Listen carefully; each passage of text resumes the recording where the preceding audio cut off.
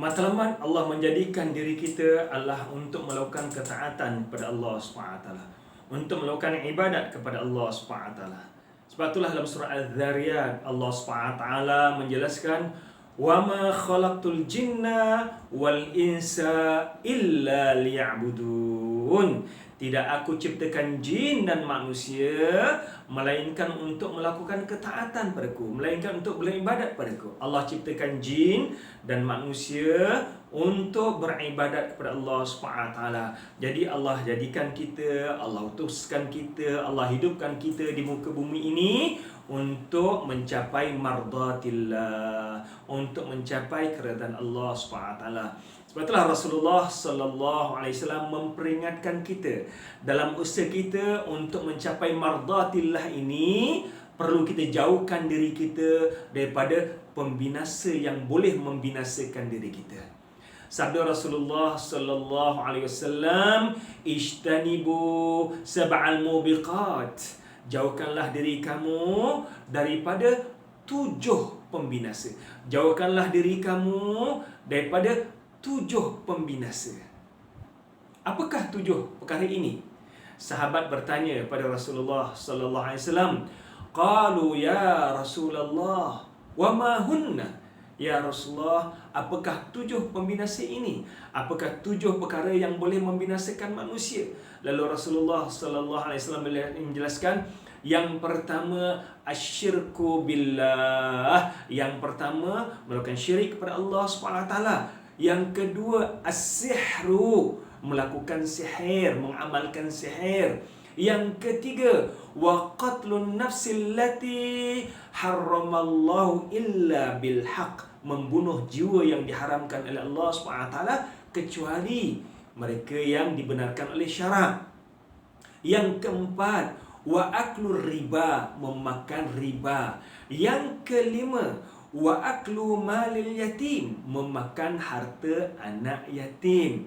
Yang keenam wa tawalli yaumaz zahfi, wa tawalli yaumaz zahfi, wa tawalli yaumaz zahfi, melarikan diri daripada medan peperangan sedangkan peperangan sedang meletus ketika itu.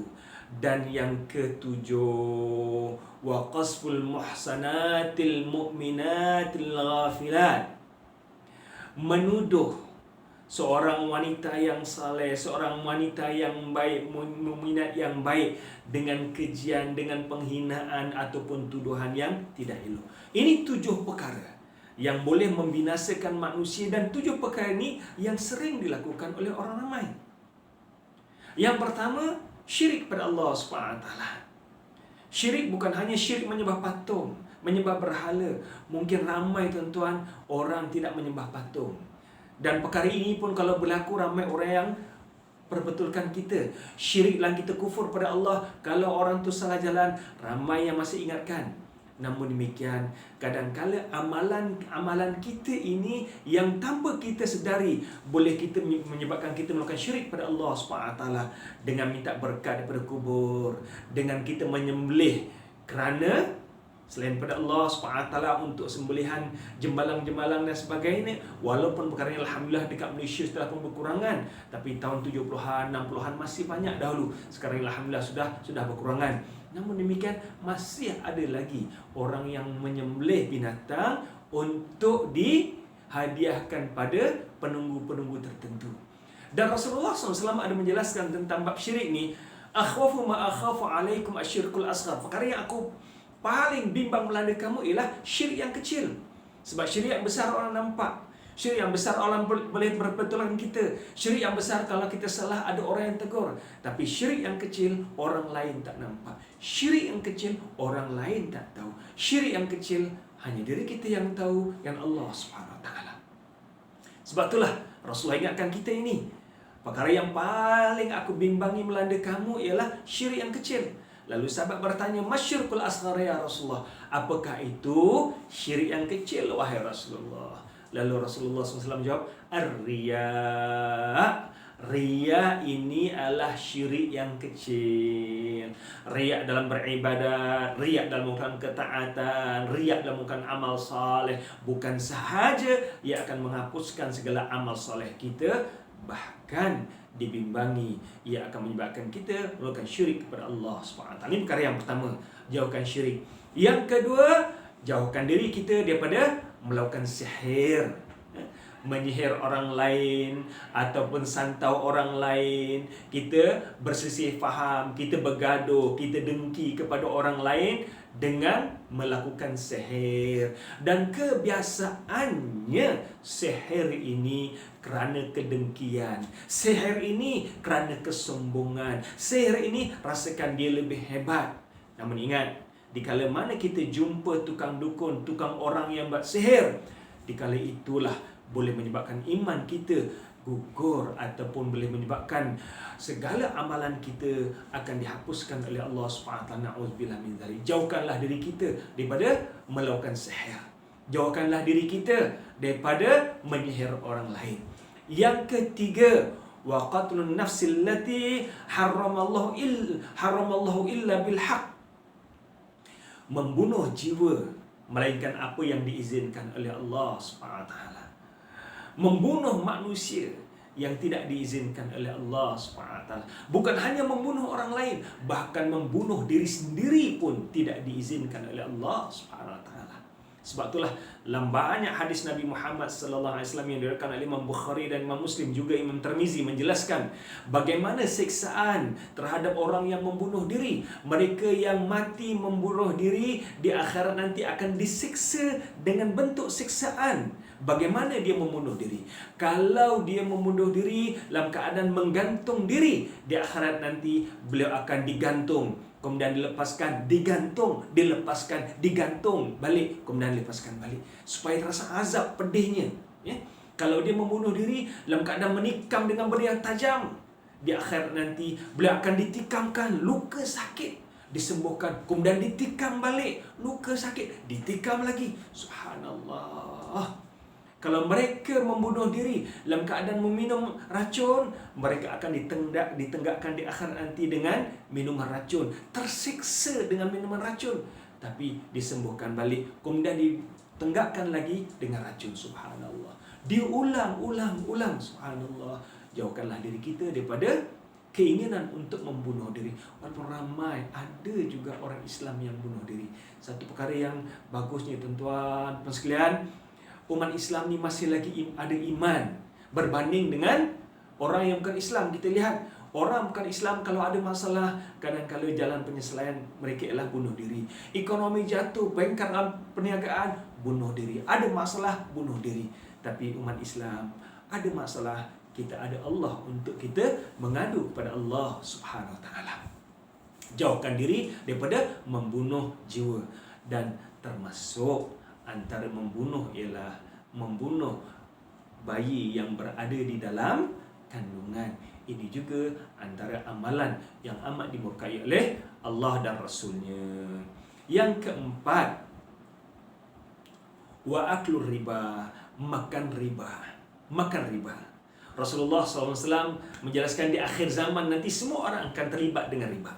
Kalau tidak terkena riba secara pun kena debu-debu riba. Sekarang ni di sana-sini alhamdulillah negara kita dah banyak sistem perbankan Islam secara Islamik. Kalau kita beli barang-barang, kita beli ambil loan dan sebagainya, make sure, pastikan ambil bank yang mengamalkan perbankan Islam.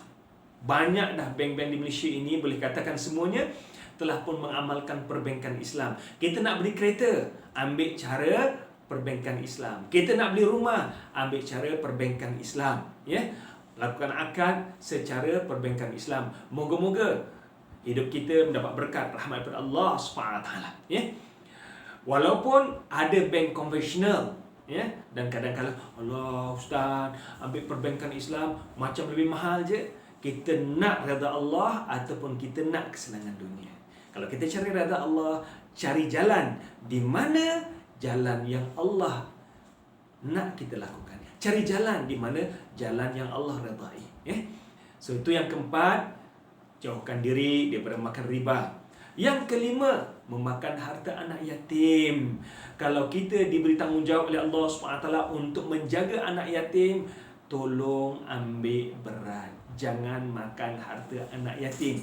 Ini kadang-kala ya, ibu-ibu, suami-suami yang kematian pasangan, mereka tidak sedar bahawa harta yang ditinggalkan suami, harta yang ditinggalkan isteri ada hak untuk anak-anak. Ibu ada hak, suami pun ada hak, tetapi anak juga ada hak. Dalam kita menjaga harta ini, jangan lupa menjaga harta anak-anak yatim. Demikian jugalah kadang-kadang yang banyak berlaku di Malaysia ni ialah harta anak yatim, harta warisan yang tidak dijaga. Harta warisan yang tidak dijaga, ya. Kadang-kala sepatutnya harta itu difaraidkan, namun demikian oleh kerana perasaan tamak ingin membolot harta warisan ini, dia sendiri bolot tanpa difaraidkan. Ingat, kalau kita ada kenalan saudara ataupun yang berlaku pada diri kita kematian yang selayaknya kita membagikan harta ikut faraid, bagikanlah ikut harta faraid tersebut, melainkan kalau masing-masing redha untuk menghadiahkan pada kelompok tertentu. Jangan sampai kita membolot harta, nampak kesenangan dunia, bimbang-bimbang harta ini di akhirat nanti akan menjadi sebab kita mendapat azab pada Allah Subhanahu Wa Taala. Yang keenam, Allah SWT dan Rasulullah SAW menjelaskan wa tawalli yaumaz zahfi, melarikan diri pada medan peperangan. Ya, mungkin di Malaysia ini kita tidak ada peperangan mengangkat senjata menentang musuh Islam. Mungkin perkara ini tak relevan untuk kita bincangkan detail. Namun demikian, seandainya kita telah pun berada di medan perang dan peperangan telah pun berlaku, ancaman yang diberikan oleh Rasulullah SAW, jangan melarikan diri daripada medan peperangan. Rasulullah SAW juga memberikan pengajaran pada kita, jangan bercita-cita untuk bertemu dengan musuh. Tetapi seandainya kita telah pun ditakdirkan oleh Allah SWT untuk bertemu musuh dalam medan peperangan, jangan melarikan diri daripada medan peperangan. Dan yang akhir sekali, menuduh wanita yang baik dengan tuduhan yang keji, tuduhan yang buruk. Bukan hanya wanita, bahkan kita jangan menuduh siapa sahaja dengan tuduhan yang bukan-bukan, tanpa sebarang bukti. Bahkan kalau kita tahu benda itu tidak elok dan kita tidak ada bukti, jangan sebarkan, jangan bagi tahu pada orang ramai, sebab jangan buka aib orang lain. Allah akan menutup aib kita kalau kita menutup aib orang lain. Man sattara mu'minan sattarallahu fid dunya wal akhirah. Barang siapa man sattara mu'minan, barang siapa yang menutup aib seorang mukmin di dunia ini, Allah akan menutup aibnya di dunia dan di akhirat. Dalam masa yang sama, barang siapa yang membantu seorang mukmin di dunia ini, Allah akan membantu dia di dunia dan akhirat. Ini 7 perkara yang dijelaskan oleh Rasulullah SAW, 7 pembinasa yang perlu kita jauhkan daripada diri kita. Moga-moga hidup kita sentiasa mendapat rahmat daripada Allah SWT. Sekian saja. Assalamualaikum warahmatullahi wabarakatuh.